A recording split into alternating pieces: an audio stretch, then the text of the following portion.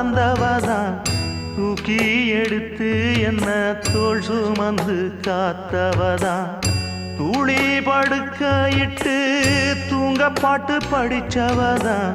தூசி துரும்பு பட்டா தவதறி துடிச்சவதான் நோய் நொடியில்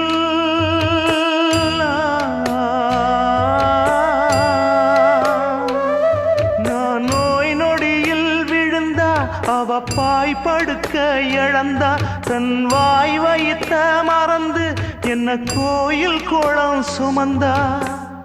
அன்னமே அன்னமே அன்னை சொல்வேதமே சொல்லத்தான் ஒரு வார்த்தை போதலியே